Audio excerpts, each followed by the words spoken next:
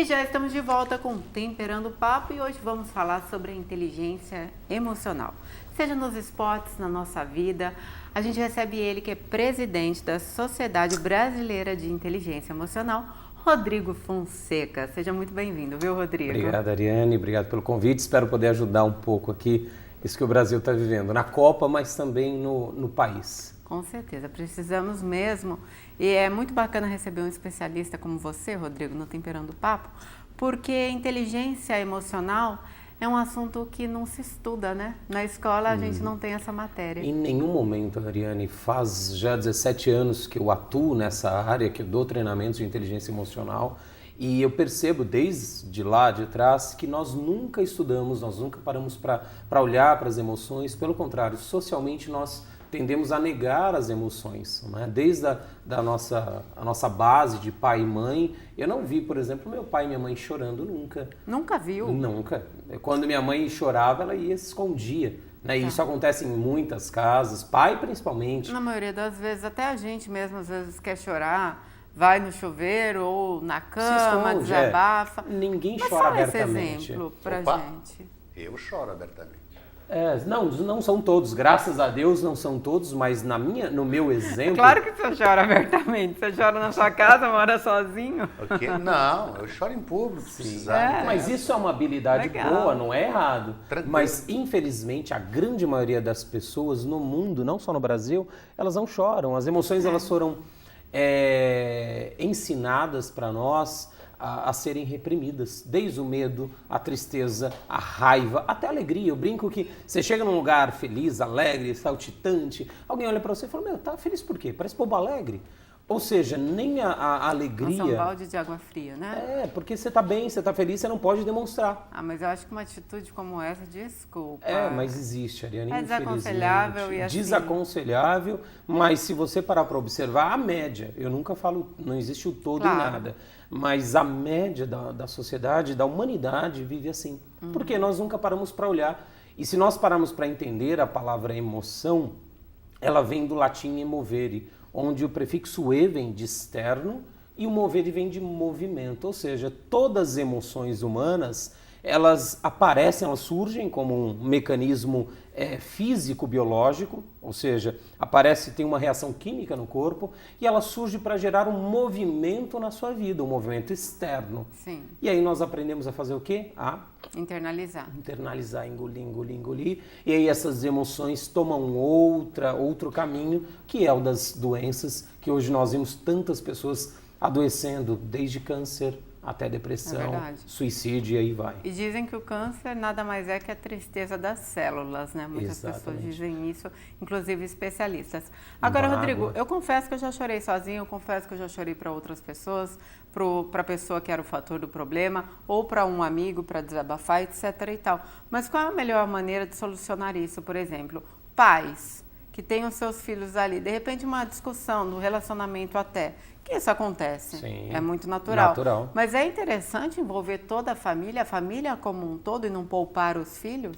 Na verdade, não na hora da discussnão do casal, por exemplo, da DR, como hoje dizem, né?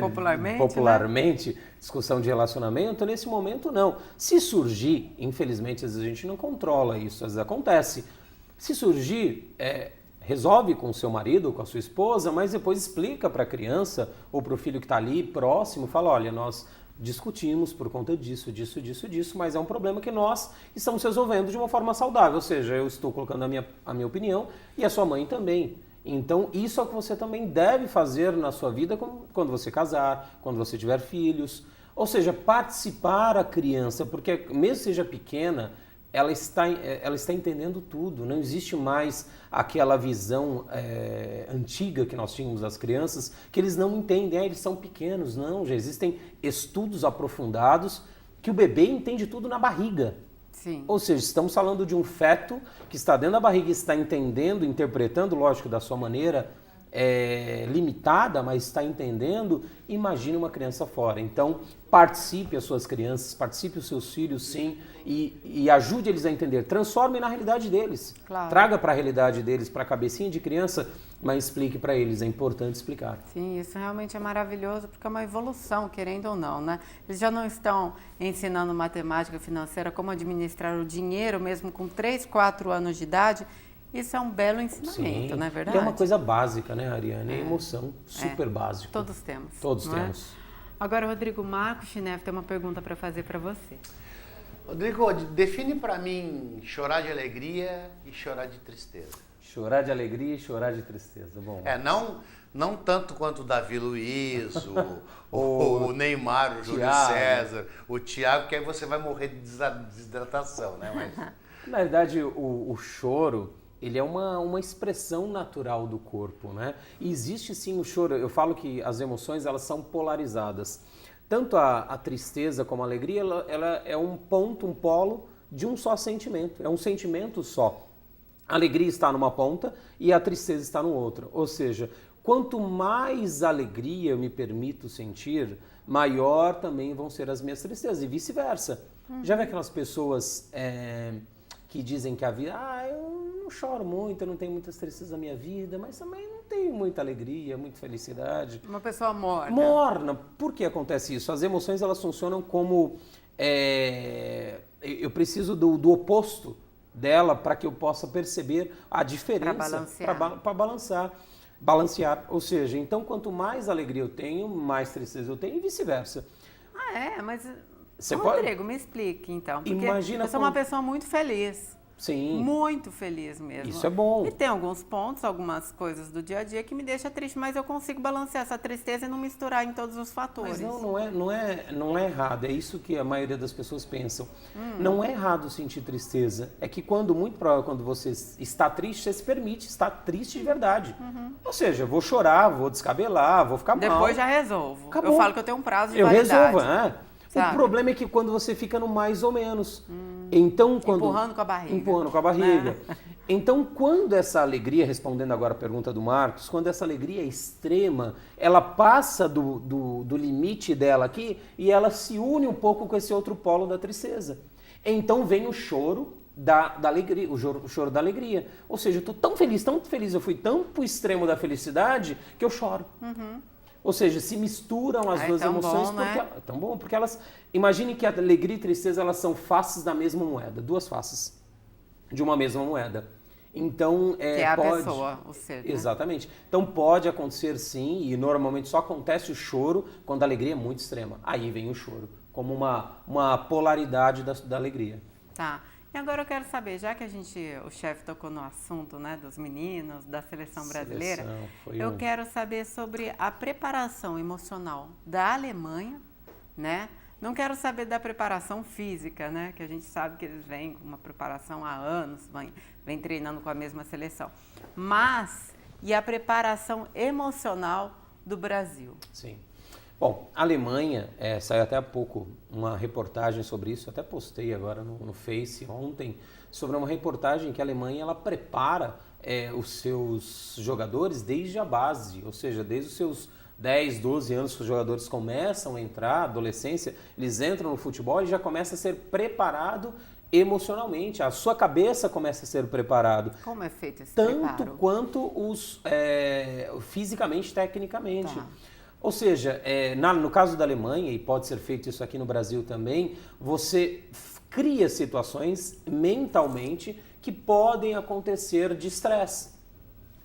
Por exemplo, perder um jogador como o Neymar, um craque, né? Sim. Aí é outra questão, mas, por exemplo, vou usar um exemplo bem básico, né? A Alemanha estava para entrar contra o Brasil, no jogo Brasil e Alemanha, e eles estavam para entrar num jogo onde estavam dentro do Brasil, numa oitavas de final? Estavam oitavas de final, né? Era quartas, não era? Quartas, né? Quem? De final, Alemanha e Brasil? Brasil, não lembro. Semifinal, né? Isso. Semifinal os dois, ou seja, ia ter uma pressão absurda da torcida brasileira dentro do Brasil contra a Alemanha.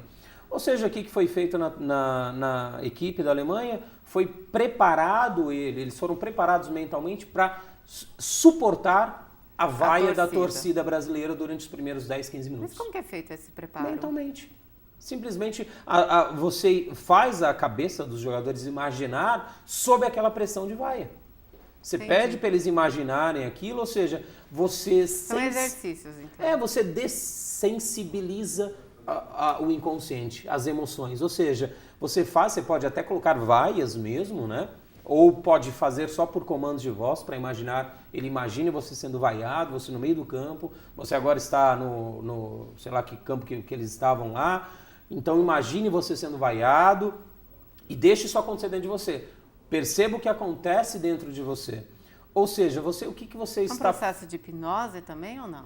Não chega a ser hipnose. Não. É só um processo de você preparar aquilo. Imagine o corpo, exercício físico. Você não fica fazendo academia, por exemplo, você fica fazendo o quê? Repetindo, para quando vem para usar a força, você está preparado.